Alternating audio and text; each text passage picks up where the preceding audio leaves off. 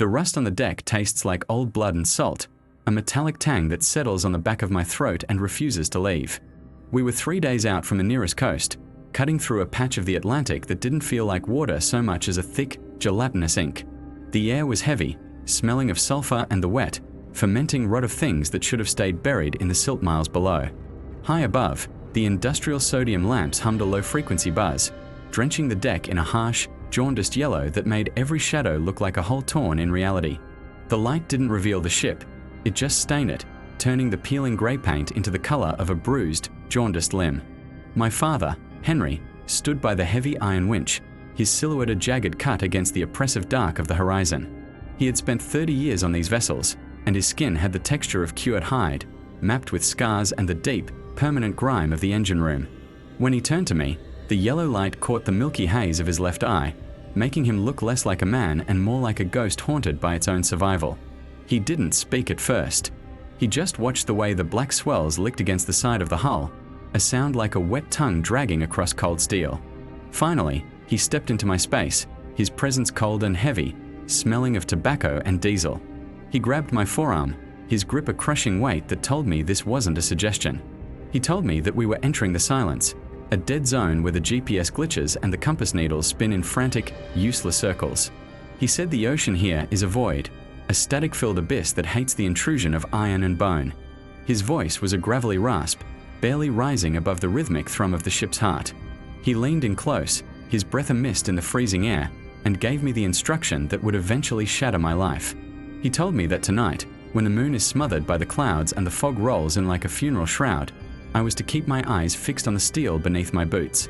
He warned me that the water would start to play tricks, that it would hum and vibrate until the marrow in my bones felt like liquid glass. He said I would hear things, voices of the lost, or the desperate screaming of someone I loved. It doesn't matter what the sound is, he hissed, his fingers digging deeper into my skin. It is a lure, a hook made of sound. He made me swear on my mother's memory that I wouldn't let my curiosity win. Never look over the edge, Liam. Not for a splash, not for a light, and especially not for a cry for help. If you look into that blackness, the blackness starts looking back, and once it sees you, it won't stop until it has filled your lungs with salt and your head with the void. He left me there, shivering under the sickly yellow glow of the lamps, the hum of the ship feeling less like a machine and more like a warning. The ocean was a hungry mouth, waiting for me to slip, waiting for me to break the one rule that kept the monsters at bay. I watched his retreating back, feeling the first prickle of static behind my eyes, a low-frequency vibration that felt like teeth scraping against the inside of my skull. The night shift was beginning, and the dark was already calling my name. The metal deck beneath me felt thin, a fragile skin separating me from a world that had never known the light. I gripped my wrench until my knuckles turned white, staring at the rusted rivets, trying to drown out the wet, rhythmic slapping of the waves against the hull. But the ocean is patient. It has all the time in the world to wait for a single, curious glance. The hum of the ship's engine, usually a comforting, rhythmic pulse of industrial life, had curdled into something sickly and wrong. It felt like a low-frequency moan vibrating through the soles of my boots, a funeral dirge sung by rusted pistons and dying steam. Above me, the emergency lights groaned, their caged bulbs flickering with a spasmodic, dying energy that cast long, jerking shadows across the salt-encrusted deck. Every time the light failed, the darkness that rushed and felt heavy, oily, and ancient. It wasn't just an absence of light, it was a presence, a living thing that pressed against my skin with the weight of 1,000 fathoms. I stayed dead center of the deck, my boots rooted to the non-slip steel, terrified that if I drifted even an inch toward the rail, the abyss would reach up and claim me before I could scream. Then the sound began. It didn't start in my ears.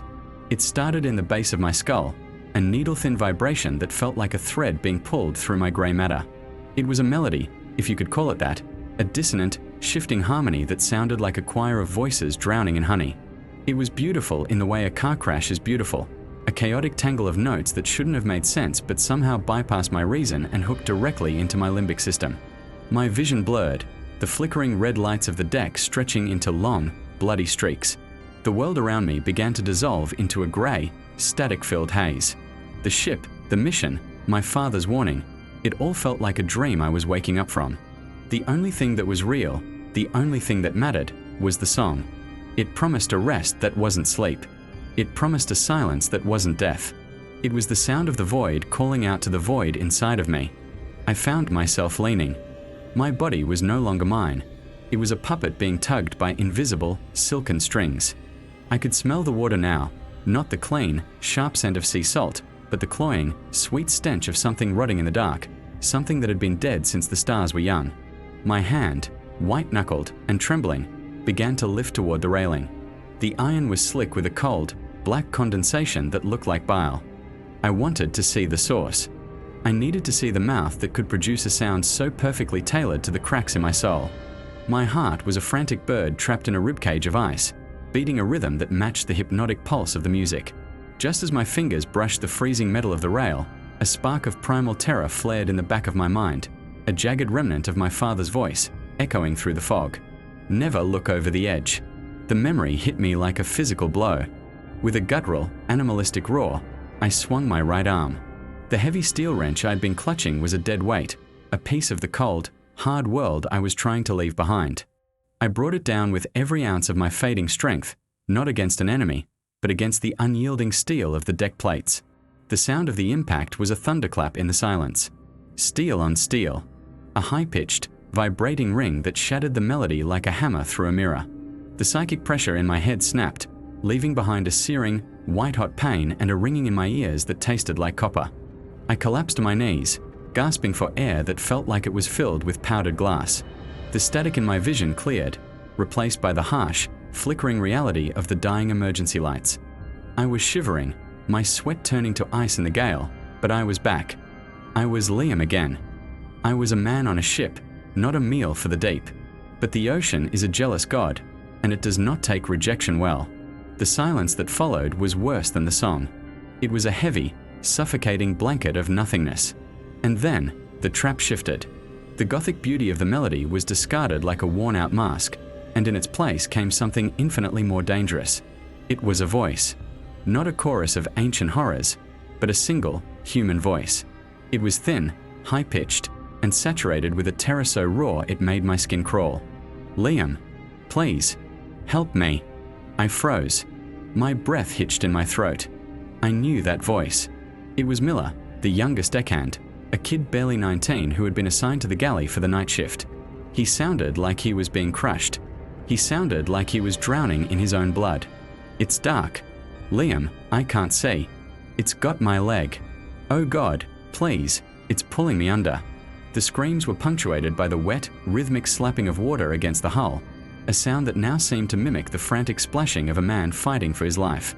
My mind screamed at me that it was a trick, that Miller was safe in the galley, miles of steel and wood away from the freezing spray. But the lizard brain, the part of us that hasn't evolved past the campfire and the cave, didn't care about logic. It heard a comrade dying. It heard a human soul being torn apart in the dark. The paranoia set in like a rot. What if my father was wrong? What if the warning was just a symptom of his own madness, and while I stood here clutching a wrench, one of our own was being dragged into the gullet of the sea? The emergency lights flickered rhythmically, casting long, strobing shadows that looked like grasping hands reaching up from the deck seams. Every shadow was a monster. Every groan of the ship was a death rattle. I looked toward the bridge, but the windows were black pits, reflecting nothing but the void. I was alone. Liam, I can see its eyes. Help me. Please. The voice broke into a wet, bubbling sob. It was right there, just over the edge, just past the railing where the light died and the shadows began. My legs moved before I could stop them. This wasn't the hypnotic pull of the siren. This was the frantic, desperate urge to save a life. I ran. My boots hammered against the deck, the sound swallowed by the vastness of the Atlantic. The paranoia screamed that I was being watched, that 1,000 eyes were peering out from the black waves, counting my steps, waiting for the moment I broke the rule. I reached the railing and gripped it with both hands, the cold iron biting into my palms like a serrated blade. I didn't think. I didn't hesitate. I leaned out over the churning black heart of the ocean, my eyes wide and searching. I expected to see Miller. I expected to see a hand reaching out of the foam, a face twisted in agony, a splash of white in the infinite dark. But there was nothing. The water was a flat, oily mirror, reflecting nothing but the sickly red flicker of the ship's dying lights. There was no splashing. There was no Miller. The silence returned, absolute and mocking. The voice had vanished the instant my eyes crossed the threshold of the ship's hull. I stared down into the water, my heart slowing, a cold, sickening realization dawning in the pit of my stomach. The ocean wasn't empty. It was waiting. I looked into the dark, and for the first time in my life, the dark looked back. The water didn't feel like a liquid anymore. It felt like a throat, wide and yawning, and I was standing right on the edge of the teeth. The paranoia crystallized into a single, terrifying certainty. I had broken the rule. I had looked. And in the world of the deep, looking is an invitation. The air around me seemed to thicken, the gravity shifting until the ship felt like it was tilting at an impossible angle. The deck beneath my feet felt greasy, slick with an unnatural slime that hadn't been there a second ago. I tried to pull back, to throw myself toward the center of the ship, but the atmosphere itself seemed to conspire against me. A sudden, violent gust of wind, cold enough to crack bone, hit me in the chest, and at that same moment, the very fabric of reality seemed to lurch. It wasn't a slip. It wasn't an accident. It was a pull. An invisible, irresistible force, like a magnet dragging a nail, seized my center of gravity and yanked. My feet left the deck. The rusted railing, my last connection to the world of the living, slipped through my fingers like smoke. For a heartbeat, I was suspended in the air, a lone soul caught between the dying lights of the ship and the eternal hunger of the sea. Then, the black water rushed up to meet me, silent and greedy, swallowing my scream before it could even leave my throat. The impact wasn't like hitting water.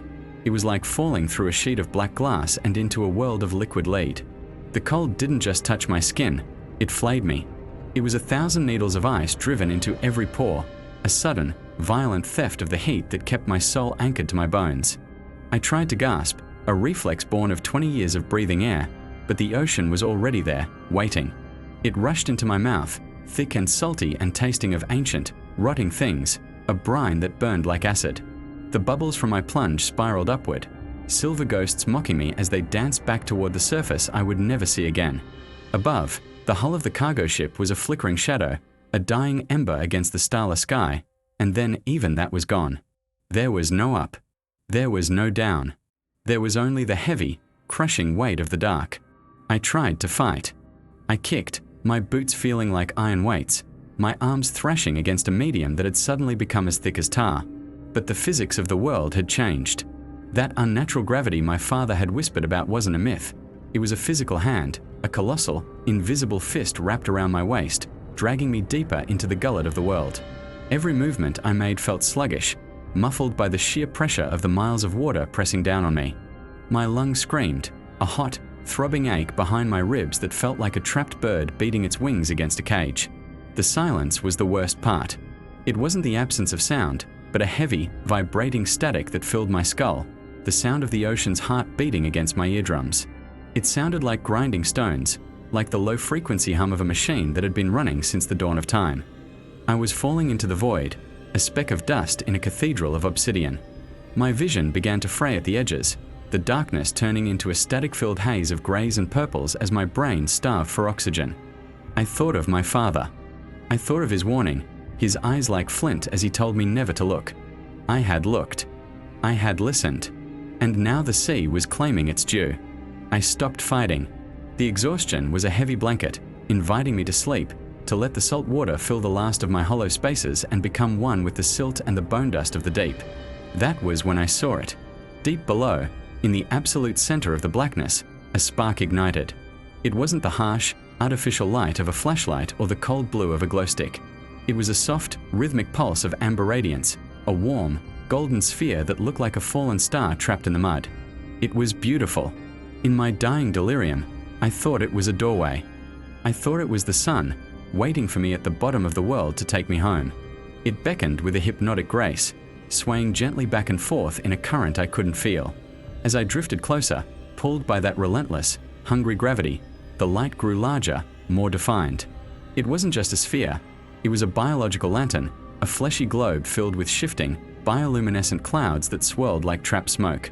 It cast a sickly, jaundiced glow on the water around it, revealing the true scale of the nightmare I had fallen into. The light wasn't a sun. It was a lure. It hung from a long, translucent stalk, a whip-like appendage that stretched up from a mass so vast it defied the logic of the eye. As I was dragged within feet of the light, the darkness behind it began to take shape.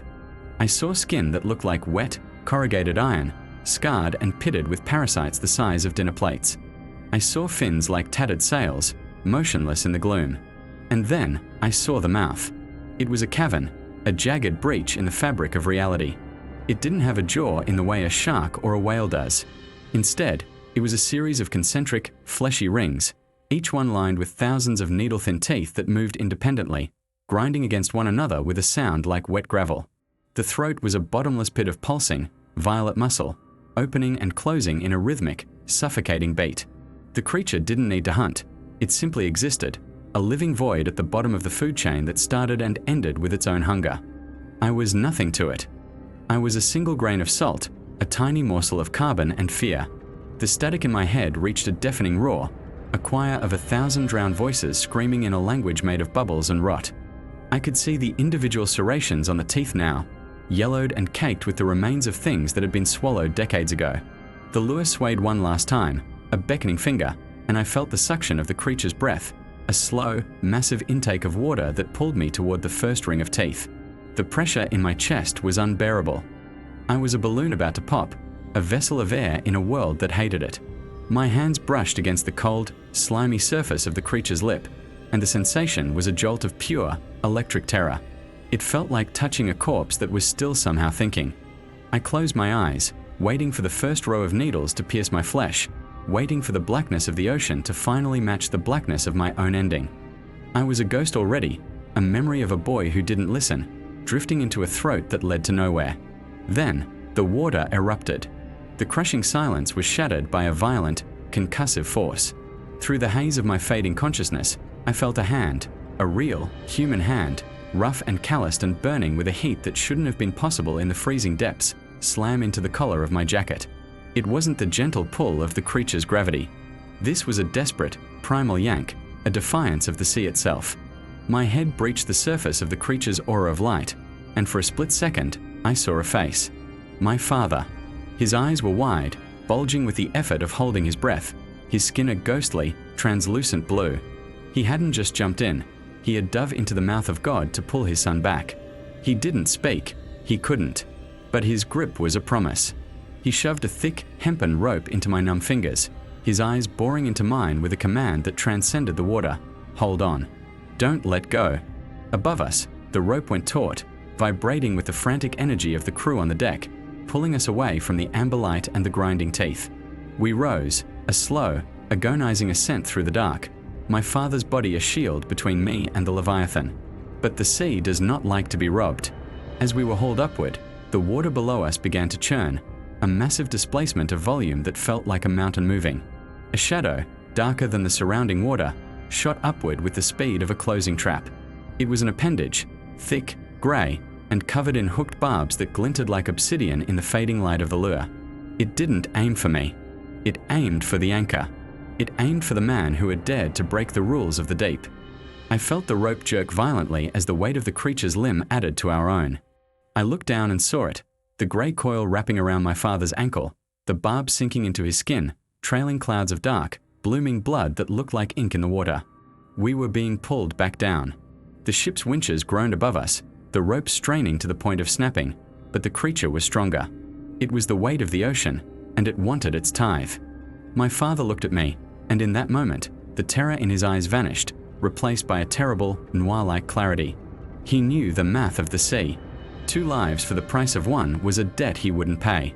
With a movement so calm it was haunting, he reached into his pocket and pulled out his small, yellow pocket knife. He didn't use it on the creature's limb. He looked at me one last time, a silent goodbye that tasted of salt and regret, and then he dove. Not up, but down. He threw himself into the path of the beast, driving the small blade into the thick, rubbery flesh of the appendage with every ounce of his remaining strength. The creature bucked, a silent scream of vibration rippling through the water, and in its momentary agony, it tightened its grip on him and released me. The rope snapped upward, my body catapulting toward the surface as the tension was finally released. The last thing I saw of my father was the yellow handle of his knife, a tiny flicker of color being dragged down into the center of those concentric, grinding rings of teeth. The amber light swallowed him whole, and then there was only the black, the cold, and the sound of my own heart breaking against the silence of the void. The ocean is not a liquid. Not down here. At this depth, the Atlantic is a solid block of black obsidian that has forgotten the sun ever existed. When the gravity first took me, it didn't feel like a fall. It felt like being swallowed by a throat of ice. The transition from the ship's deck to the belly of the abyss was instantaneous and absolute. One moment, the air was salt and panic. The next, it was a pressurized silence that threatened to pop the very thoughts out of my skull. I didn't splash. I was simply erased. I am sinking. The bubbles from my plunge are the only things that seem to want to return to the surface, silver ghosts escaping a graveyard, but I am heavier than hope. I am a stone dropped into the throat of God. I try to scream, but the water is a thief. It steals the heat from my tongue and replaces it with a metallic, rotting cold. My lungs are two dying birds fluttering against the cage of my ribs, desperate for a sky they will never see again. The pressure starts to work on my eyes, pushing them back into my head, and that is when I see it. It starts as a pinprick of light in the impossible distance below. It isn't the blue of a lighthouse or the white of a moon. It is a sickly, bioluminescent amber, the color of a dying star or a bruised fruit left to rot in a cellar. It hums. I can feel the vibration in my teeth, a low-frequency static that resonates with the marrow in my bones. It is beautiful. It is the most terrifying thing I have ever seen. As I drift closer, pulled by a current that feels less like moving water and more like an invisible hand, the light expands. It isn't a single point. It is a lure. The glow emanates from a fleshy, translucent bulb, swaying on a stalk that must be 50 feet long. And behind that lure, draped in the velvet shadow of the deep, is the maw. It is a cathedral of hunger. I can see the outline now, a colossal, mountain-sized silhouette of grey, scarred flesh that seems to absorb the very light it produces. The creature doesn't move with the rhythm of the sea. It exists in a state of predatory stillness, a monument to the void. Its mouth is not a mouth as we understand it. It is a vertical canyon, a jagged rip in the fabric of the world, lined with concentric rings of teeth that rotate independently of one another. They are not white. They are the color of old, yellowed bone, stained by centuries of consumption. They grind against each other, a slow, tectonic movement that sends shivers of vibration through the water, sounding like 1,000 rusted doors swinging shut at once. I am drifting toward those rings. I can see the individual grooves in the teeth, the bits of ancient debris caught in the serrated edges. The dread isn't sharp, it's heavy. It's an or that paralyzes the soul. I realize then that this thing has been waiting for me. Not just for me, but for anything that dares to break the surface. It is the architect of the voices. It is the source of the hypnotic static that brought me to the railing. I am nothing but a microscopic morsel of protein for an entity that predates the concept of light. Then, the static in my head is shattered. A hand, rough and calloused, slams into the collar of my jacket. The jerk is violent, a sudden injection of human reality into this underwater nightmare. My father, Henry, he shouldn't be here. He is an old man whose lungs are more ash than breath, yet here he is, a shadow against the amber glow. He didn't jump with a life vest. He didn't jump with a plan. He jumped with the singular, suicidal intent of a man who refused to let the ocean have his son. He kicks with a frantic, desperate strength, his face a mask of agony in the dim light, bubbles escaping his lips in a silver cloud of wasted oxygen. He shoves the thick, salt-crusted rope into my hands. I feel the vibration of the winch from the ship far above. The crew is hauling. We are moving. We are ascending. The moor recedes, the amber light becoming a dim, vengeful eye watching us escape its sanctuary. But the ocean does not like to be cheated. From the darkness beneath the creature's jaw, something moves. It isn't a limb. It's a violation. A massive, dark grey appendage, thick as a redwood tree and slick with a gelatinous, rotting film, shoots upward. It doesn't move like a tentacle. It moves like a whip made of lead. It coils around my ankle with a crushing force that snaps the bone instantly. I can't even scream as the air left in my lungs is forced out by the sheer torque of the pull. We stop.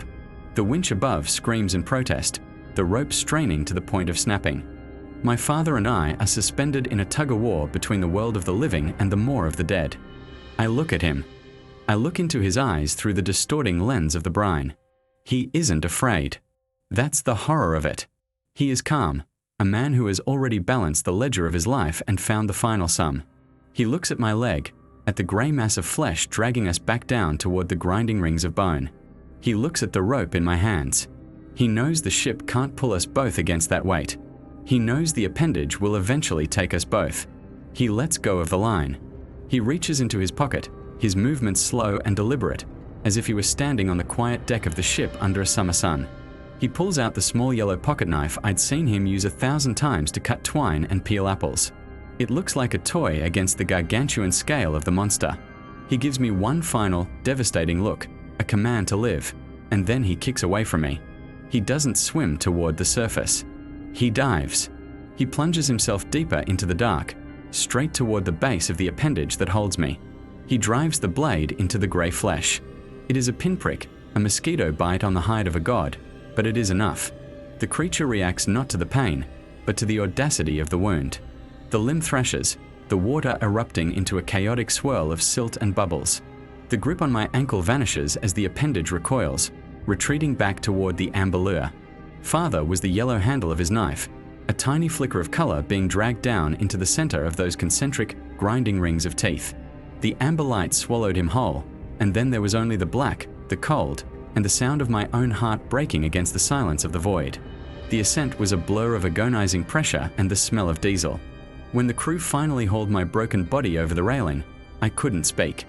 I laid on the steel deck, the cold rain of the surface world feeling like needles against my skin. They were shouting, asking where he was, throwing life rings into a sea that had already closed its mouth. I wanted to tell them that there was no point. I wanted to tell them that the water wasn't just water anymore. It was a throat. I left the sea that night. I didn't even wait for the ship to dock. I demanded to be airlifted from the next port of call. I fled inland, as far from the coast as the geography would allow. I found a town in the high desert, a place where the air is so dry it cracks your lips and the only water is piped in from deep underground. I thought I would be safe here. I thought the distance would dampen the sound of the static. I was wrong. Every night, I sit in my small, sun-bleached house and listen to the pipes. I hear the water rushing through the copper veins of the walls, and I hear him.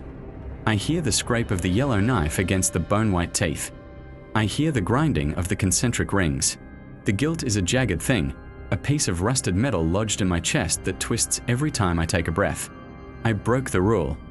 I looked over the edge. I listened to the melody, and because I was weak, he had to be strong. Sometimes, when the house is quiet and the desert wind is howling outside like a hungry ghost, I stand over the sink. I turn the faucet just a crack, letting a single drop of water hang from the metal lip. I look into that drop, and for a second, the reflection isn't of my own tired, haunted face. It's an amber light, a lure. And I know, with a certainty that makes my blood turn to ice, that the ocean isn't finished with me. It's just waiting for me to get thirsty. It's waiting for me to realize that no matter how far I run, I am still sinking, and the moor is always, always open. The water was no longer just a substance. It was a hungry, living weight, a crushing palm of liquid iron pressing against my ribs until I could feel the individual sutures of my skull beginning to groan under the pressure. I was descending into a realm where light was a foreign invader, a place where the very concept of air felt like a fever dream from a previous life. Beneath my dangling feet, the amber glow of the lure pulsed with a rhythmic, sickening heat. It wasn't the warmth of a sun, it was the radiant heat of a furnace, the glow of a biological stomach waiting to dissolve the intruder. I could see the monster now, not as a whole, for its scale defied the human eye's ability to categorize, but as a horizon of wet, shifting flesh. The teeth were the worst part. They were concentric rings of obsidian, jagged and uneven, moving in opposing circles like the gears of a meat grinder built by a mad god. They didn't just wait, they salivated in the form of dark, thick bile that clouded the water around them.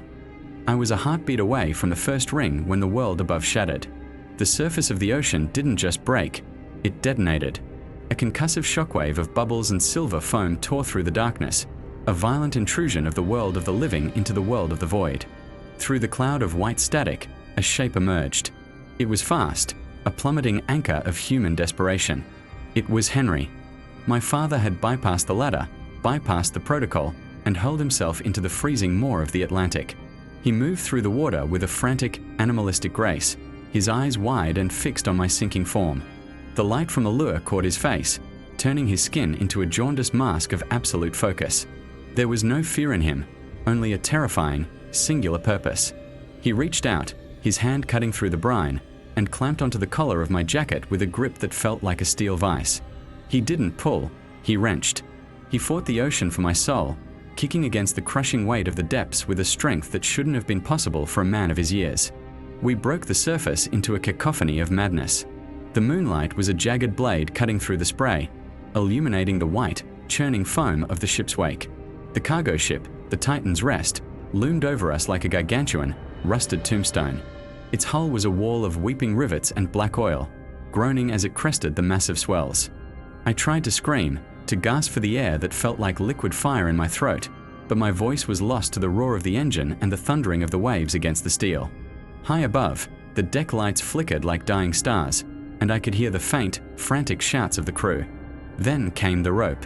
It hit the water with a heavy, wet slap, a thick coil of nylon snaking through the dark. Henry grabbed it with a hand that was already bleeding, his knuckles white against the dark cordage. He wrapped the line around my waist, his movements jerky and precise, his breath coming in ragged, wet heaves. "Haul!"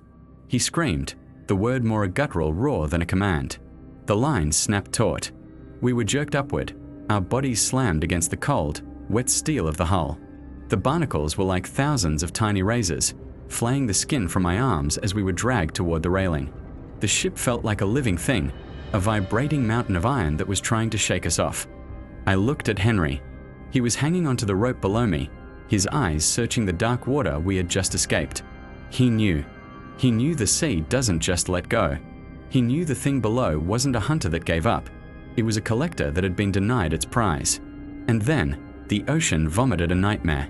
A grey, massive appendage, thick as a redwood and slick with a coating of bioluminescent slime, erupted from the froth. It didn't splash. It sliced through the surface, a silent, muscular shadow that moved with the speed of a whip. It was textured like wet, rotting leather, covered in pulsating sensory pits that looked like weeping sores. Before I could even register the motion, it coiled around my ankle. The grip was instantaneous and absolute. It felt like a hydraulic press closing on my bone. The force of it was so violent that it nearly tore my hip from its socket. The rope above groaned, the nylon fibers screaming as they stretched to their breaking point. The crew on deck were pulled toward the railing, their boots sliding across the slick metal as the creature's weight was added to the line. I was the rope in a tug-of-war between the ship and the abyss. My body was the breaking point. The pain was a white-hot spike driven through my brain, a static of agony that blinded me to everything but the crushing pressure on my leg. I looked down and saw it, the creatures I had risen to the surface. It was a vast, milky orb the size of a life raft, reflecting the frantic moonlight in a way that made it look like a cracked pearl. It wasn't looking at me with hunger. It was looking at me with a cold, ancient patience. It would wait for me to snap. It would wait for the ship to give up. Henry saw it too. He was hanging just inches from the grey muscle of the tentacle.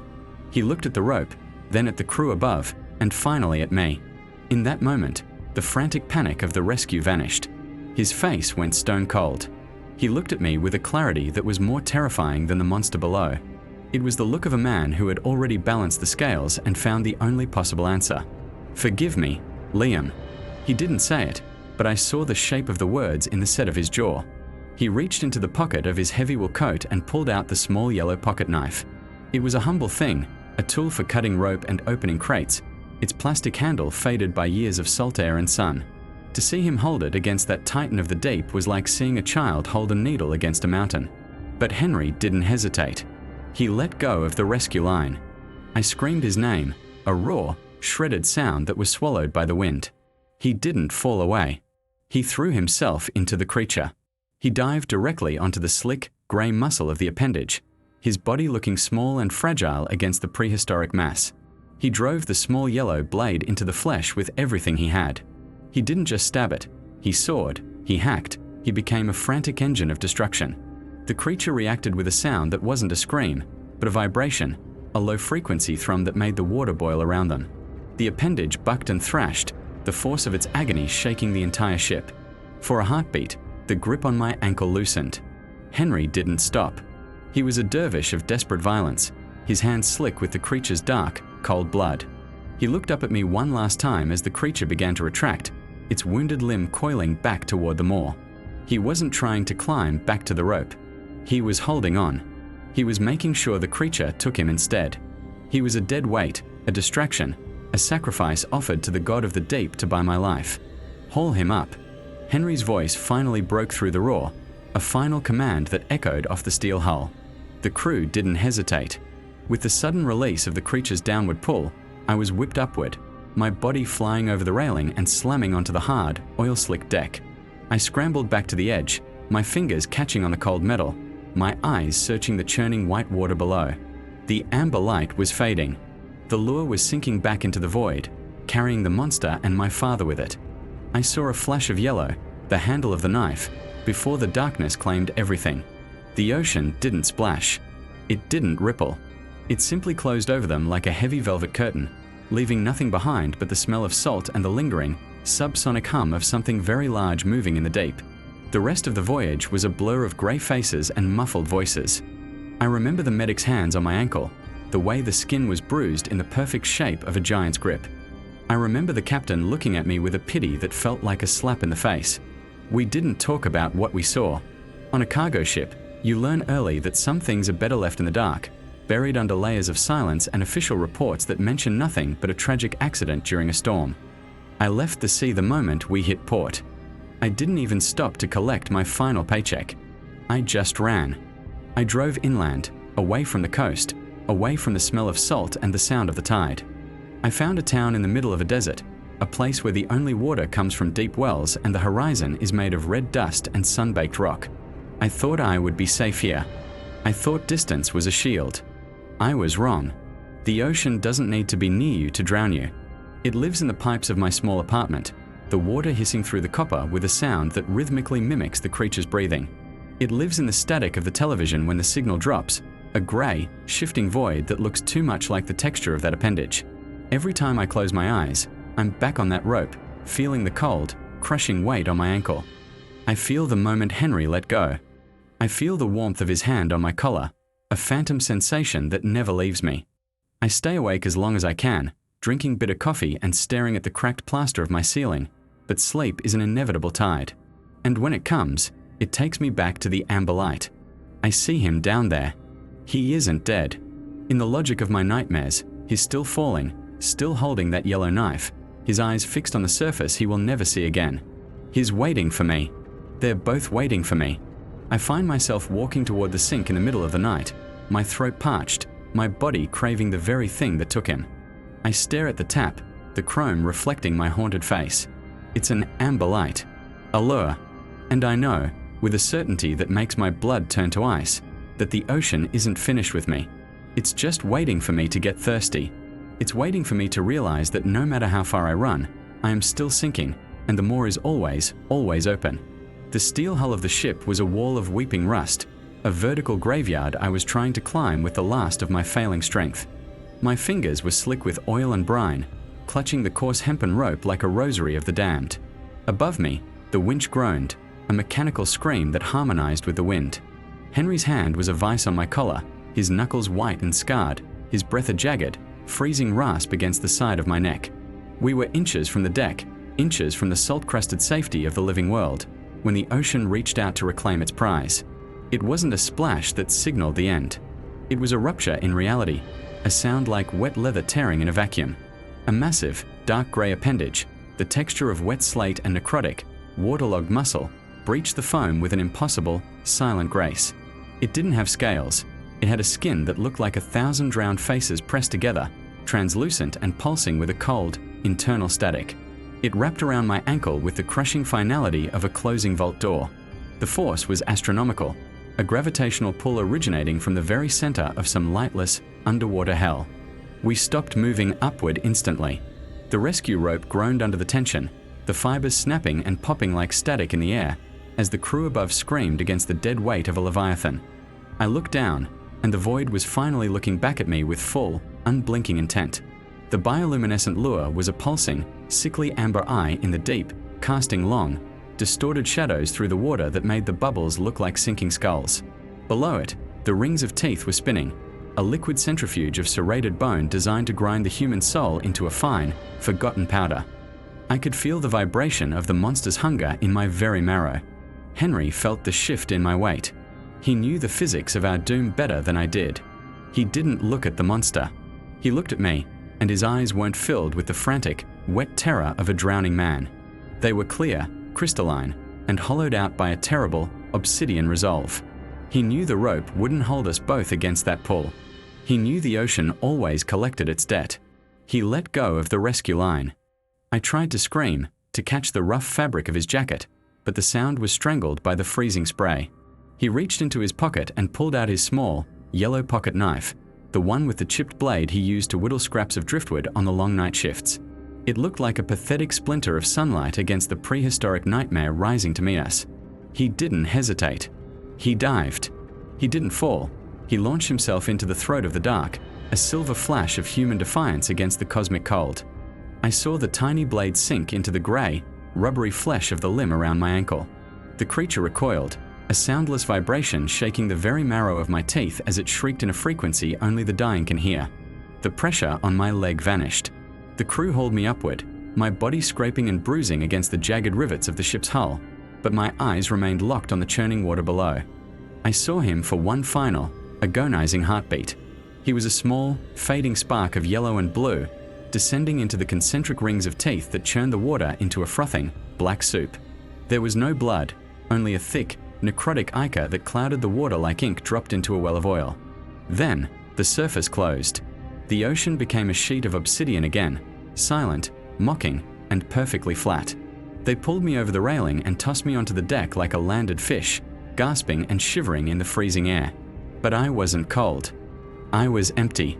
I lay there in the pool of my own failure, listening to the engine's rhythmic thrum, knowing that every breath I took was a debt I could never repay. The crew stood back, their faces blurred by the mist, their silence more deafening than any siren song. I fled the coast the next day. I moved as far inland as the maps would allow, to a place where the soil is dry and the wind smells of dust instead of salt. But the water always finds me. It finds me in the hum of the air conditioner, in the white noise of a dead television, and in the rhythmic dripping of a kitchen faucet that sounds like footsteps on a steel deck. I sit in the dark, staring at the floorboards, feeling the phantom weight of that grey limb on my ankle. I broke the rule. I looked over the edge. And now, every time I close my eyes, I am back in that freezing brine, watching my father sink into the throat of the world. He is still down there, falling through the infinite, jagged dark, and I am still up here, drowning in the silence he left behind. The moor is still open, and it's just waiting for me to realize that no matter how much air I breathe, I am still sinking, and the water is never truly finished with what it has tasted.